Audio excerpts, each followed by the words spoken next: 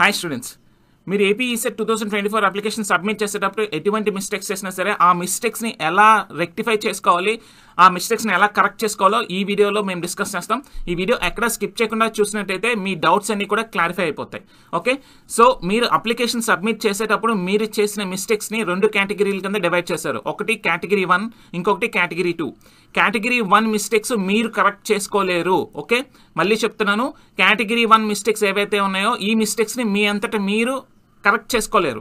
Category 2 mistakes ఏవైతే ఉన్నాయో category 2 mistakes మీ అంతటి మీరే కరెక్ట్ చేసుకోవాలి. కేటగిరీ 2 మిస్టేక్స్ ని కరెక్ట్ చేసుకోవడానికి ఒక టైం పీరియడ్ ఇచ్చారు. సో మనకి ఏప్రిల్ 25 నుంచి ఏప్రిల్ 27 మధ్యలో ఈ 3 days లోనే మీరు కేటగిరీ 2 కింద వచ్చే మిస్టేక్స్ ఏవైతే చేశారో ఆ మిస్టేక్స్ ని మీరు మీ అంతటి మీరే స్వయంగా కరెక్ట్ చేసుకోవచ్చు. కేటగిరీ 1 కింద ఫాలో అయ్యే మిస్టేక్స్ ఏమైనా మీరు అప్లికేషన్ ఫామ్ సబ్మిట్ చేసేటప్పుడు చేసుంటే కేటగిరీ 1 మిస్టేక్స్ ని ఏ విధంగా రెక్టిఫై చేసుకోవాలో క్లియర్ కట్ గా చెప్తున్నాను, చూడండి.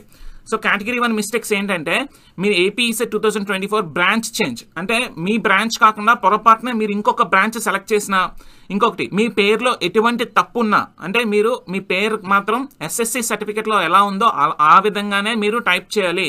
స్పెల్లింగ్ మిస్టేక్స్ ఉన్నా, so name of the candidate change చేసుకోవాలన్నా, అలాగే మీ ఫాదర్ నేమ్ కూడా ఎస్ఎస్సిలో ఎలా ఉందో, అంటే మీ 10th క్లాస్ సర్టిఫికేట్ లో ఎలా ఉందో అలాగే టైప్ చేయాలి అక్కడ మిస్టేక్స్ ఉన్నా.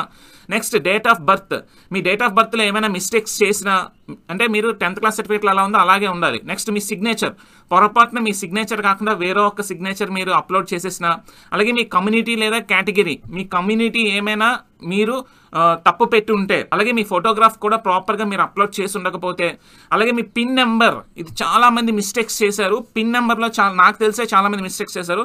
మీ pin number, diploma pin number సరిగ్గా ఎంటర్ చేయకపోయినా మీరు చేయాల్సిన పని ఏంటి అంటే, దానికి రిలవెంట్ సర్టిఫికేట్ స్కాన్ డాక్యుమెంట్స్ ఇక్కడ అప్లోడ్ చేయమంటున్నారు. చూడండి, కేటగిరీ 1 కింద 8 మిస్టేక్స్ ని అయితే చూపిస్తున్నారండి. ఈ మిస్టేక్స్ ఎవరైతే చేశారో ఈ మిస్టేక్స్ కి రిలవెంట్ స్కాన్ డాక్యుమెంట్ మీరు స్కాన్ చేసి helpdesk@apsc.org కి మీరు ఈమెయిల్ చేయాలి. ఈమెయిల్ చేసేటప్పుడు ఈ స్కాన్ డాక్యుమెంట్ తో పాటు మీ పేమెంట్ ఐడి, మీ diploma pin number, mobile number, date of birth, 10th class hall ticket number మీరు మెన్షన్ చేసి ఈమెయిల్ చేసినట్టయితే మీకు యాజ్ ఎర్లీ యాజ్ పాసిబుల్ ఒక 2 days లో మీకు కరెక్ట్ చేస్తారు. మీరు ఎప్పుడైతే హెల్ప్ డెస్క్ ఈమెయిల్ చేశారో వాళ్ళు మీకు కన్ఫర్మేషన్ మెసేజ్ పంపిస్తారు, మేము మీ రిక్వెస్ట్ ని రిసీవ్ చేసుకున్నాం, యాజ్ ఎర్లీ యాజ్ పాసిబుల్ మేము రెక్టిఫై చేస్తామని. కేటగిరీ 1 మిస్టేక్స్ కి ఏ డాక్యుమెంట్స్ స్కాన్ చేయాలనేది క్లియర్ కట్ గా ఇక్కడ మెన్షన్ చేశారు. సో ఒక్కసారి స్క్రీన్ షాట్ తీసుకోండి. సో ఇవి కేటగిరీ 1 మిస్టేక్స్. ఇక్కడ ఏమైనా మిస్టేక్స్ చేస్తుంటే మీరు ఇమీడియట్ గా హెల్ప్ డెస్క్ కి ఈమెయిల్ చేయండి, ఇమీడియట్ గా మీ చేసిన మిస్టేక్స్ ని కరెక్ట్ చేస్తారు. నెక్స్ట్ కేటగిరీ 2 మిస్టేక్స్ వచ్చేసి ఏప్రిల్ 25 నుంచి ఏప్రిల్ 27 మధ్యలో మీరే చేసుకోవాలి. It can be changed by the candidate. Okay, ఈ 3 days లోనే చేసుకోవాలి. చూడండి, క్వాలిఫైయింగ్ ఎగ్జామినేషన్, అలాగే qualifying examination year of appearing and passing. So చాలా మంది ఇక్కడ చిన్న మిస్టేక్ చేశారండి. Year of appearing, year of passing అంటే ఎగ్జామినేషన్ మీ ఏ ఇయర్ లో అపీర్ అయ్యారు. ఫర్ ఎగ్జాంపుల్ మీరు డిప్లొమా ఫైనల్ ఇయర్ అనుకుందాం, ఇప్పుడు ఫైనల్ సెమిస్టర్ రాస్తున్నా లేకపోతే ఆల్రెడీ కంప్లీట్ అయిపోయినా, మీరు ఏ ఇయర్ లో ఎగ్జామ్ కి అపీర్ అవుతున్నారు? 2024.